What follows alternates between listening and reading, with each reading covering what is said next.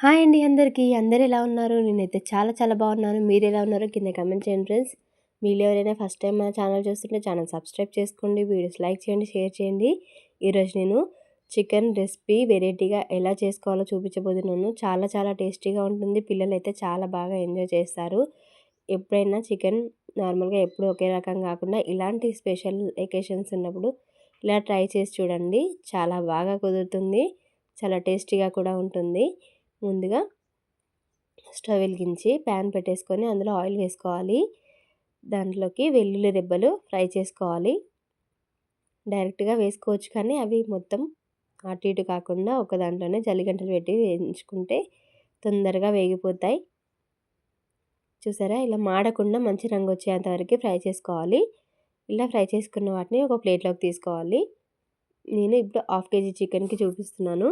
మీకు కావాలంటే క్వాంటిటీ పెంచుకోవచ్చు, తగ్గించుకోవచ్చు. తర్వాత ఒక గుప్పెడు కరివేపాకు వేసుకోవాలి. తర్వాత ఎండుమిర్చి ఒక 5 ఎండుమిర్చి వేసుకున్నాను. ఇవి కూడా మంచి రంగు వచ్చేంత వరకు ఫ్రై చేసుకోవాలి. చూసారా కలర్ ఎలా వచ్చిందో, ఈ కలర్ వచ్చేంత వరకు ఫ్రై చేసుకోవాలి. ఇవి కూడా ఒక ప్లేట్లోకి తీసుకోవాలి. తర్వాత అందులోకి ఆనియన్స్ వేసుకోవాలి. ఇవి కొంచెం బ్రౌన్ కలర్ అయ్యే వరకు ఫ్రై చేసుకోవాలి.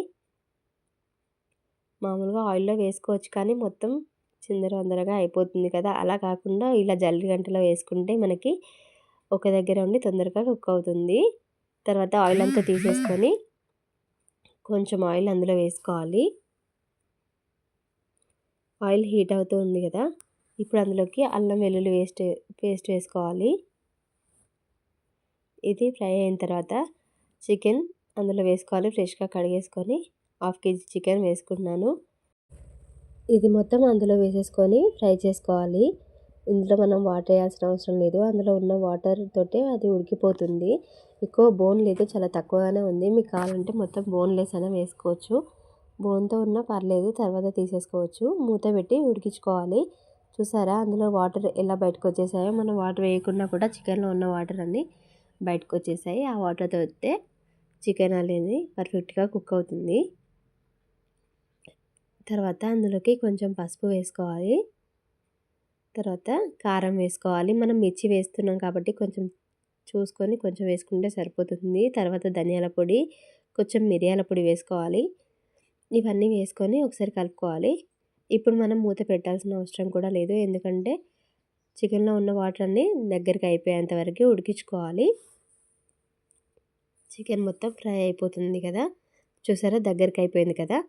ఇప్పుడు ఇది పూర్తిగా చల్లారిన తర్వాత ఒక ప్లేట్లోకి తీసేసుకోవాలి. మనం చల్లారి పెట్టేసుకున్న తర్వాత చిన్న చిన్నగా ముక్కలు కట్ చేసుకోవాలి. చూసారా చికెన్ అంతా ఫ్రై అయిపోయింది. ఇది ఒక ప్లేట్లోకి తీసుకొని చిన్న చిన్న ముక్కల్లాగా చేసుకోవాలి. అలాగే తినేయచ్చు కదా అని అనిపిస్తుంది, కానీ మనం చేసుకున్న రెసిపీ ఇంకా మరింత టేస్టీగా రావాలంటే ఇప్పుడు నేను చూపించే ప్రాసెస్లో చేయండి. చాలా చాలా టేస్టీగా ఉంటుంది. ఇప్పుడు ఇది ఓన్లీ చికెన్ ఫ్రై మనం చేసుకుంటే ఇంకా టేస్టీగా ఉంటుంది. ఇది చిన్న చిన్నగా ముక్కల్లాగా కట్ చేసుకొని పెట్టేసుకోవాలి. చూసారా ఇలా అన్నీ తీసేసుకొని పక్కకు పెట్టుకోవాలి. తర్వాత మనం ముందుగా ఫ్రై చేసుకున్న ఆనియన్స్, మిర్చి, పచ్చిమిర్చి, ఎండుమిర్చి, కరివేపాకు, వెల్లుల్లి రెబ్బలు ఇవన్నీ వేసేసుకోవాలి.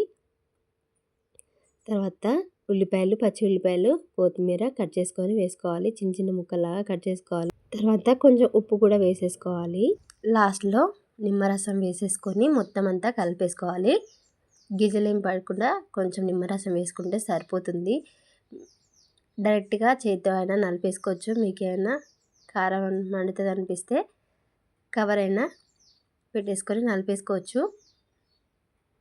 చూసారా ఇలా మొత్తం అంతా మిరపకాయలన్నీ మెరిగేంతవరకు కలిపేసుకోవాలి. టేస్ట్ అయితే సూపర్గా ఉంటుంది. చాలా లైక్ చేస్తారు పిల్లలు, పెద్దలు ఎవరైనా. ఎప్పుడైనా స్పెషల్ అకేషన్స్ అప్పుడు ఇలాంటి రెసిపీస్ ట్రై చేసి పెడితే చాలా చాలా బాగా ఎంజాయ్ చేస్తారు. చాలా టేస్టీగా కూడా ఉంటుంది. మనం వెల్లిపాయలు వేసాం కదా, అవి మంచిగా ఫ్రై అయ్యాయి కదా, వాటి వల్ల చాలా ఫ్లేవర్ ఉంటుంది కర్రీ అనేది. చూసారా ఇలా ఒక బౌల్ లాగా చేసి ప్లేట్లో పెడితే, ఇలా చేసి పెడితే అలా చిటికలో అయిపోయే కర్రీ అండి ఇది. ఇలా ఎవరిది వాళ్ళకి బౌల్ లాగా చేసి ప్లేట్లో పెట్టేసుకోవచ్చు అంతే. ఎంతో సింపుల్గా ఉండే ఈ కర్రీ అనేది మీకు నచ్చినట్టయితే తప్పకుండా లైక్ చేయండి ఫ్రెండ్స్. చూసారా ఎంత ఎమ్మీగా ఉందో, తినడానికి కూడా అంతే బాగుంది. తప్పకుండా ట్రై చేసి ఎలా వచ్చిందో కమెంట్ చేసి చెప్పండి friends. Thanks for watching. Bye bye.